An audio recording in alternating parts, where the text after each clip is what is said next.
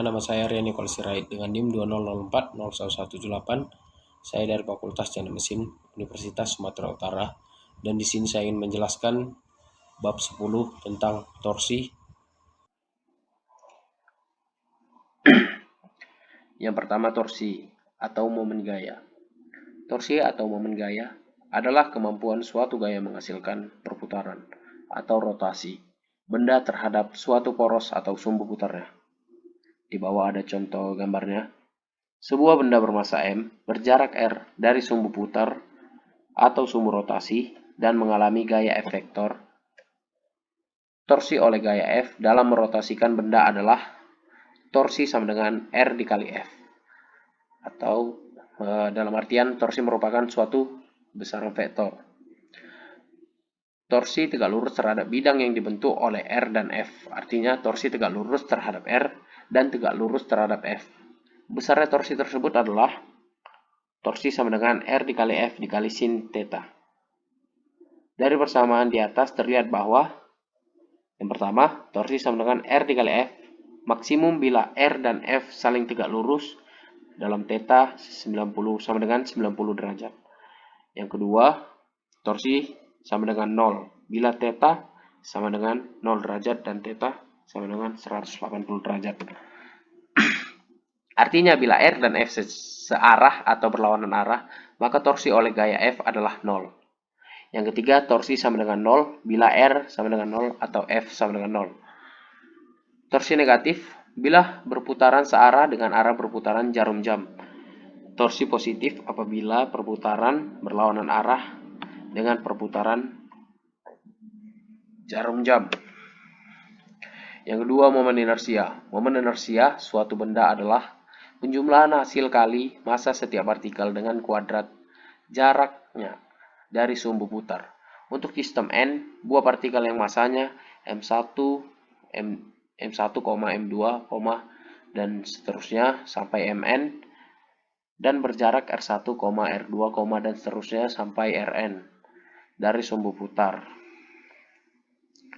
Momen inersianya adalah I sama dengan M1 R1 kuadrat ditambah M2 R2 kuadrat ditambah titik atau dan seterusnya sampai ditambah Mn Rn kuadrat sama dengan sigma Mi Ri kuadrat kilogram meter kuadrat. Untuk benda berbentuk kontinu, momen inersianya adalah I sama dengan integral R dm, di mana R adalah jarak elemen massa terhadap sumbu putar dan dm adalah elemen massa. Selanjutnya, momen inersia untuk beberapa bentuk benda. Yang pertama, cincin atau silinder tipis, jari-jari R dan massa M. Sumbu putar berhimpit dengan sumbu cincin, I sama dengan M dikali R kuadrat. Yang kedua, silinder pejal atau piringan tipis, sumbu putar berhimpit dengan sumbu silinder, I sama dengan setengah M dikali R kuadrat. Yang ketiga, batang atau tongkat tipis, sumbu putar tegak lurus batang dan melewati pusat batang, I sama dengan dalam kurung 1/12 tutup kurung M dikali L kuadrat, di mana L adalah panjang batang dan M adalah massa batang. Yang keempat, pelat pejal, sumbu putar tegak lurus pelat dan melewati pusat pelat, I sama dengan M dalam kurung L kuadrat ditambah D kuadrat, di mana L adalah panjang pelat, M massa pelat, dan D lebar pelat.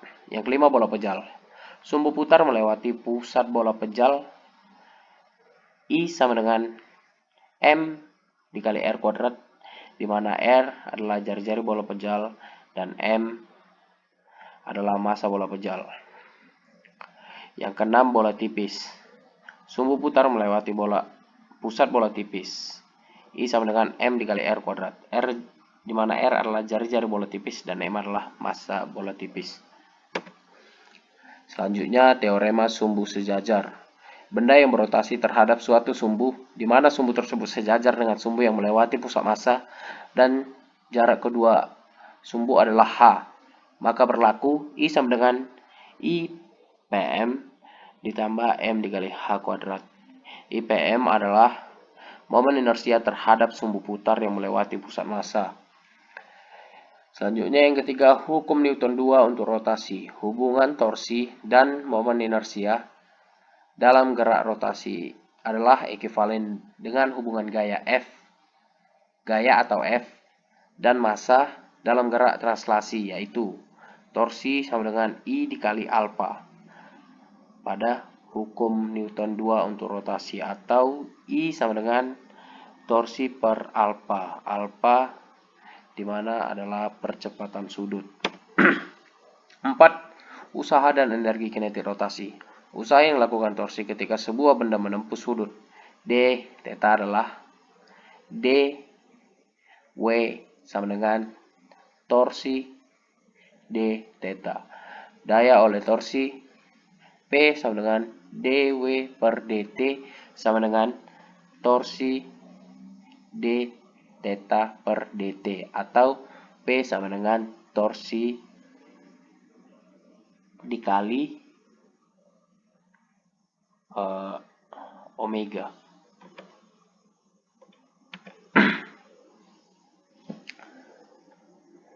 Kerja total yang dilakukan pada sistem perubahan energi kinetik sistem untuk benda yang berotasi terhadap sumber rotasi yang melalui pusat masanya, energi kinetiknya adalah jumlah energi kinetik masing-masing partikel dalam benda K sama dengan sigma dalam kurung 1/2 MI VI kuadrat tutup kurung sama dengan sigma setengah MI buka kurung RI omega tutup kurung 2 mega tutup kurung kuadrat sama dengan setengah sigma MI RI kuadrat omega kuadrat, atau K sama dengan setengah I omega kuadrat, energi kinetik rotasi atau energi kinetik rotasi I, dimana I adalah momen inersia.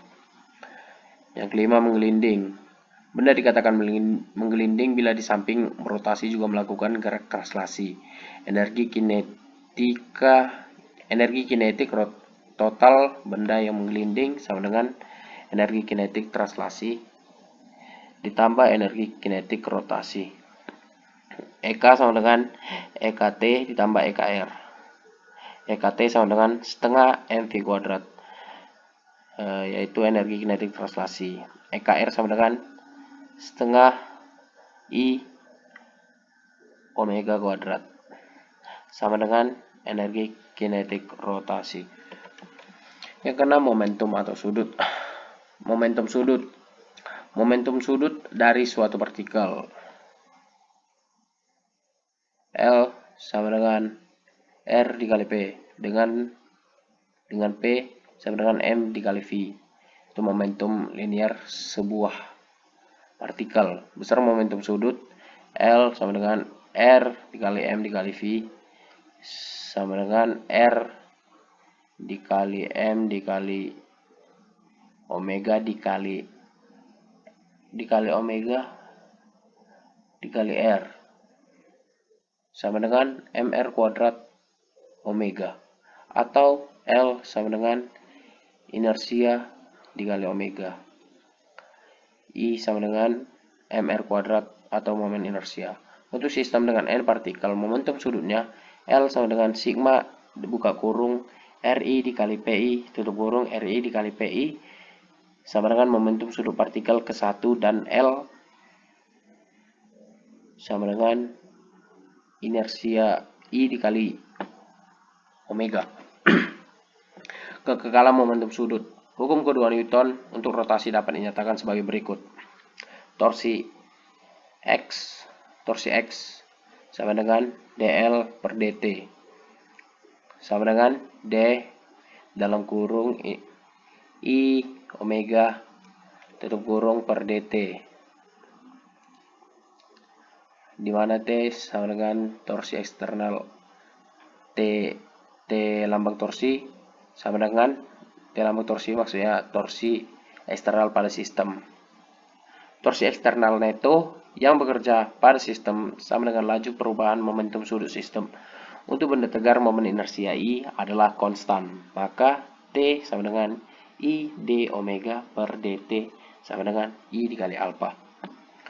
Dalam hal torsi eksternal, eksternal, neto yang bekerja pada sistem adalah 0. Maka dl per dt sama dengan 0 atau L konstan. Hukum kekekalan momentum sudut.